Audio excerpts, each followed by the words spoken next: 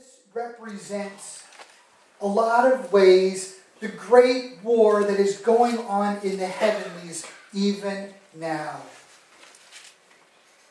There is a great disturbance going on in the heavenlies because Jesus came. And I promised you last week that we were going to look at the Christmas story from a unique perspective this morning.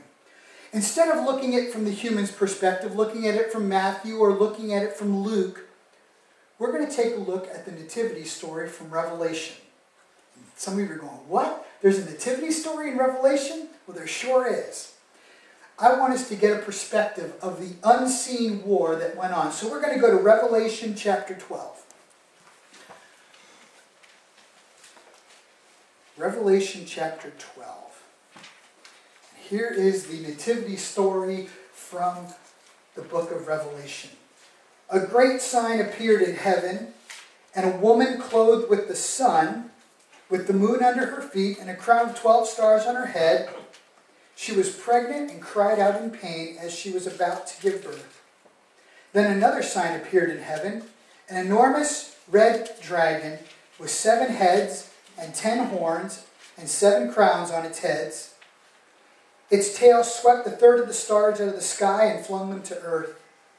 The dragon stood in front of the woman who was about to give birth, so that it might devour her child the moment it was born. And she gave birth to a son, a male child, who will rule all nations with an iron scepter. Sound familiar?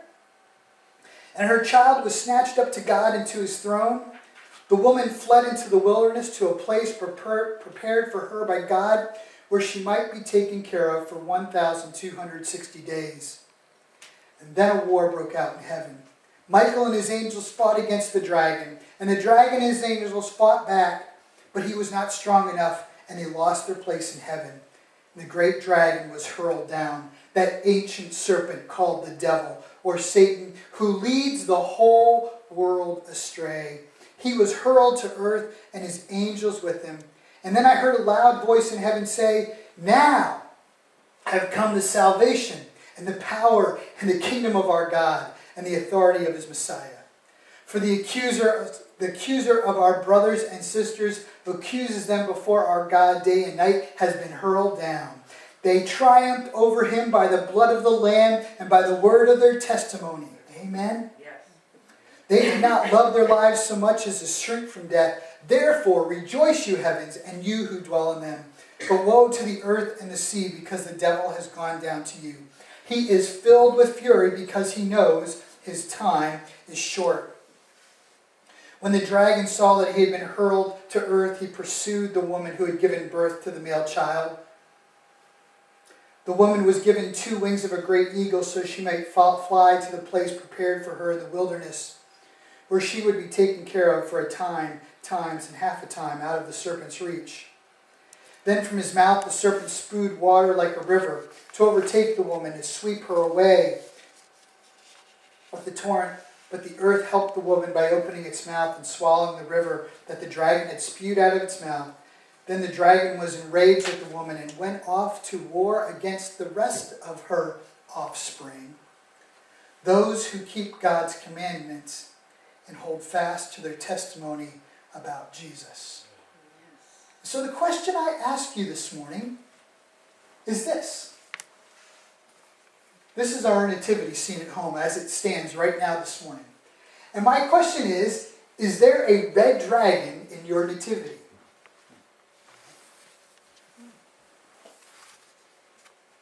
How many of you even knew there was a nativity story in Revelation? I only was recently made aware of it. It's kind of interesting, isn't it?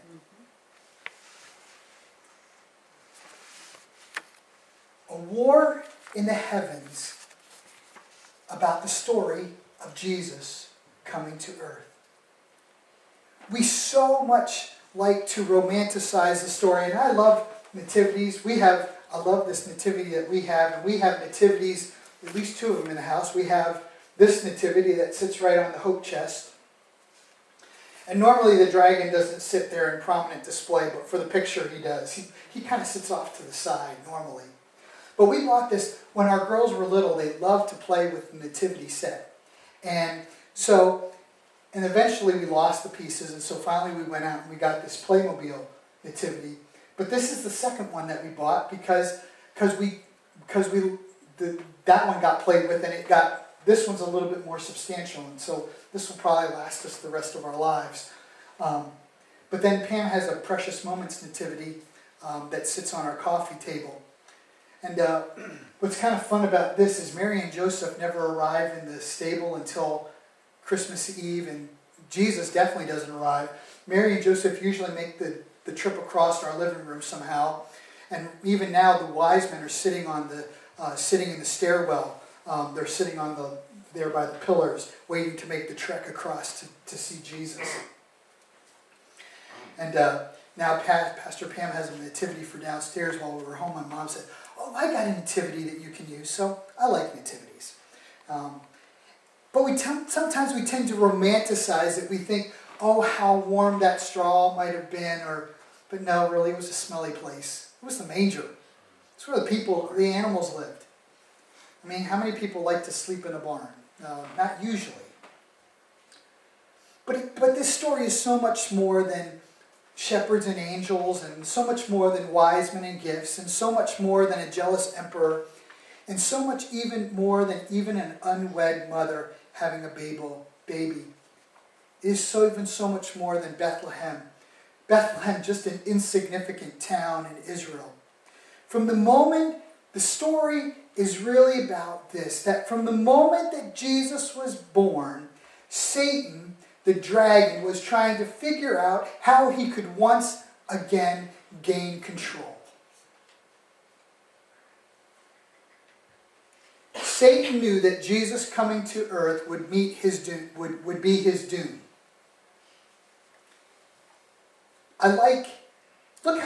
Look how Satan follows Jesus around in the desert for 40 days, constantly tempting him.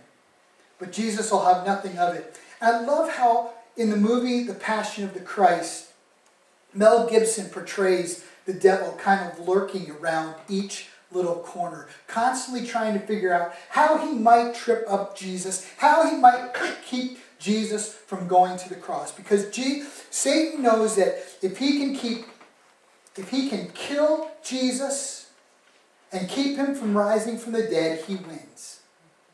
And the devil is looking for it all the way. So often around Christmas we sing the song Silent Night, Holy Night, and it's one of my favorites. I love it. I like when we sing it on Christmas Eve. It's great. However, in the heavens that night, things were much different. December 25th marks the genesis of war. God invading our world. Hell's foundations quaking as the ancient terrors of the demons wake. The dragon spreading his wings and flying into battle. Flames bellowing from his lungs of brimstone and fire. Philip Yancey writes, from God's viewpoint and Satan, Christmas signals far more than the birth of a baby. It was an invasion, the decisive advance in the great struggle for the cosmos. We could paraphrase that song, Silent Night, like this. Silent night, violent night, hell and heaven meet to fight. The baby Jesus is born, and immediately there is a battle for Jesus. The red dragon knows that if he can kill Jesus, he can change the course of history. The dragon uses every device at his disposal, including Herod, who is simply a puppet ruler for Rome. He is only a governor. He's not really in charge. And the wise men come from the east and they ask, where is this one born of the King of the Jews? Herod's interest is piqued. King of the Jews, there's only one king and I'm it. We need to take care of this. He gives instructions to the wise men to go out and search for the child and find him and worship. So that he can go worship him as well, right? As we know, Herod had no intention of visiting the child. He only had intentions of killing the child. God warns the wise men not to go back to Herod. And when Herod finds out that he's been tricked by the wise men, he is furious. In fact, probably so is the devil when he realizes, oh, this plan isn't going to work. Because in this great battle in the heavenlies,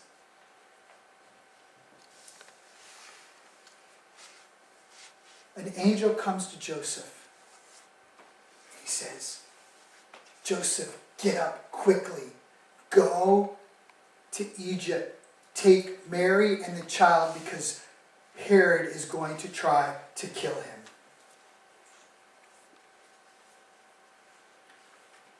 Now Herod finds out the wise men have outwitted him. So he goes and he gives orders to kill all the male boys in Bethlehem and the surrounding, not only Bethlehem, but the surrounding areas. He wanted to make sure that he got the threat. And not only all the babies, but any male baby 2 years and younger. He was leaving nothing to chance. Now, I'm going to show you a picture here. This is called the Herodian. And on top of that huge mountain was the palace of Herod. Now, do you want to know where the palace of Herod was located? About a mile from Bethlehem. 5 miles south of Jerusalem, on top of this huge mountain. So guess what? Bethlehem was literally sitting under Herod's nose, and he missed it. Isn't that amazing? That the wise men came to Herod and said, where is this one born of the King of the Jews? We have seen his star in the east and we've come to worship him. And he was right there. Can you imagine? Though the wise men escape Bethlehem and Herod doesn't even notice. Mary and Joseph and a little baby escape Bethlehem and Herod doesn't notice. You want to talk about a God story? This is a God story.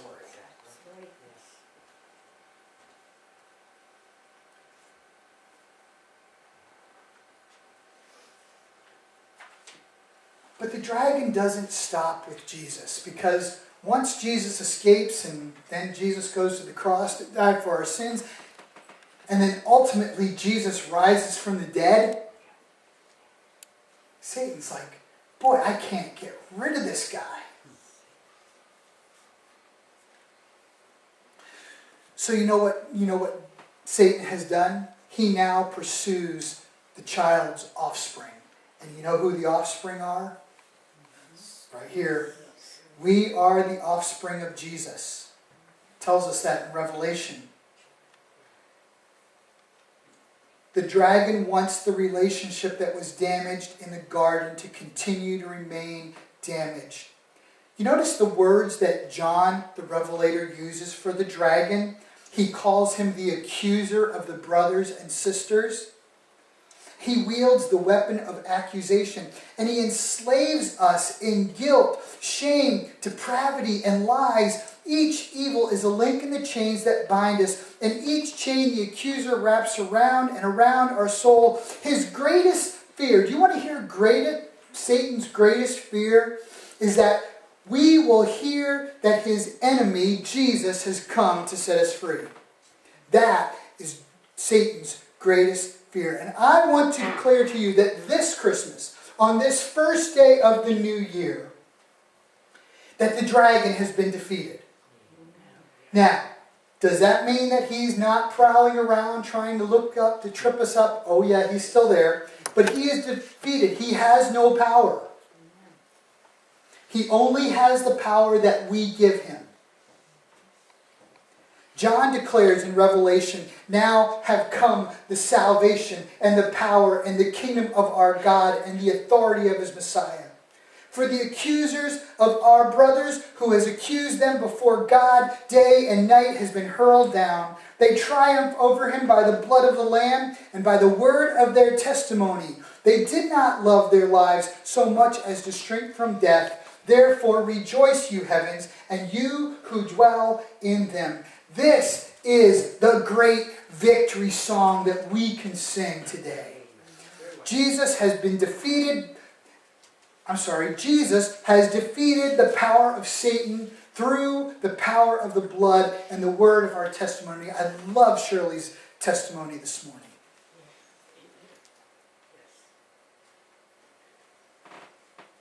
Satan would want us to go around being all defeated. But we are not.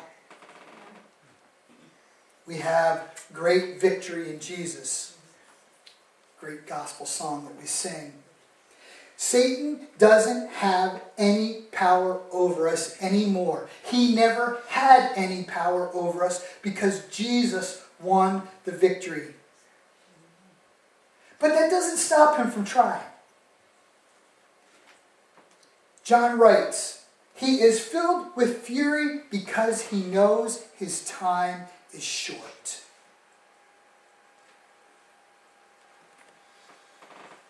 I'm thinking about this. John wrote this back about the 70 AD-ish, right before the destruction of the temple.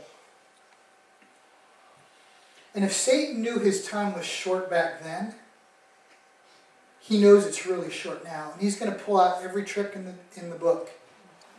So this is an encouragement this morning. This is not a downer sermon because we know the Satan is defeated. He is permanently defeated.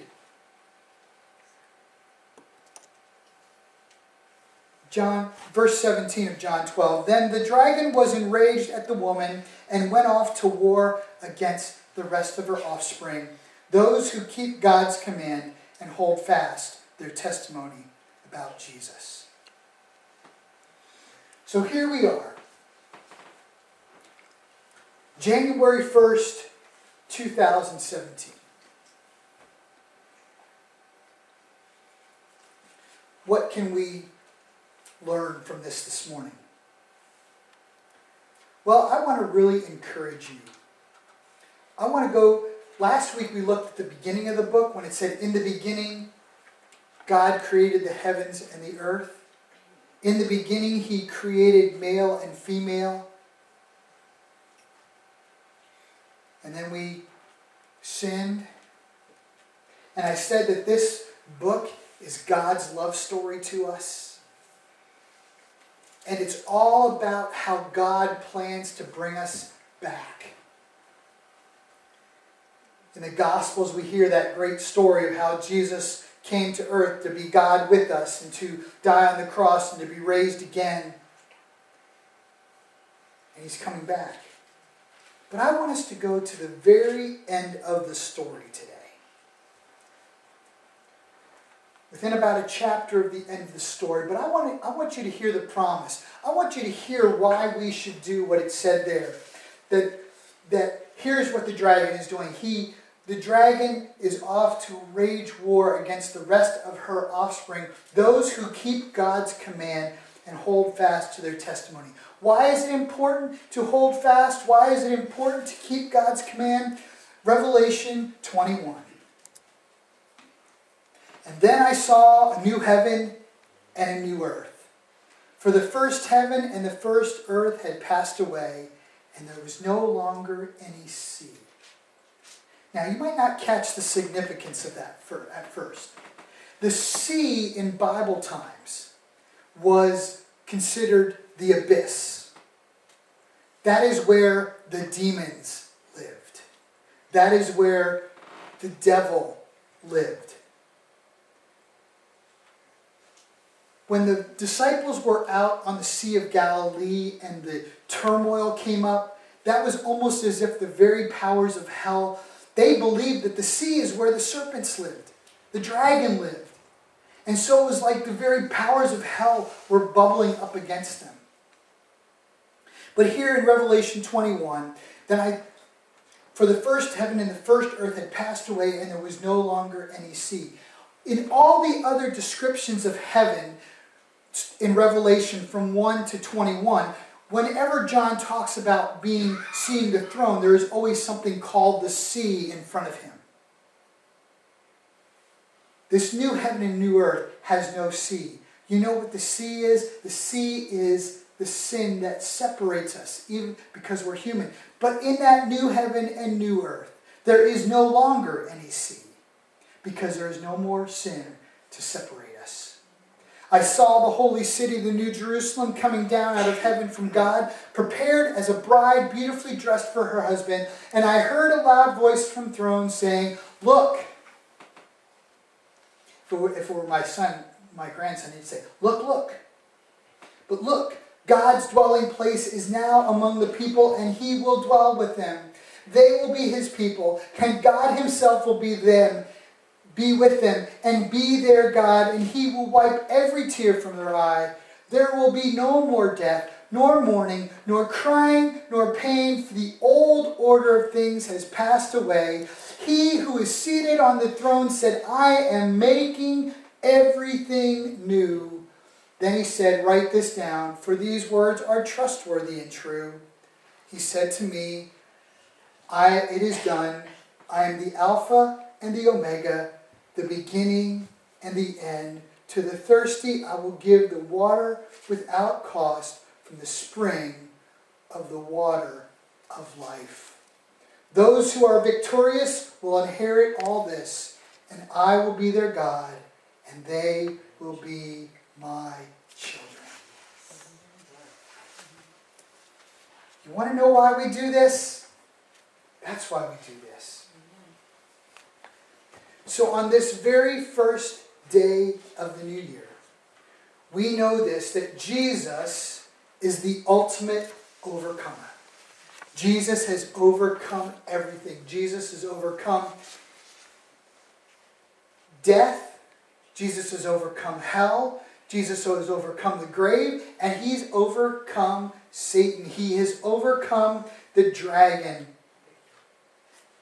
He defeated the dragon. We see here at the end of God's love story that there is a reward for those who love God and obey his commandments and continue to testify of God's work in their life. What a better way to start the new year than to make a new commandment to live for Jesus with everything that you have.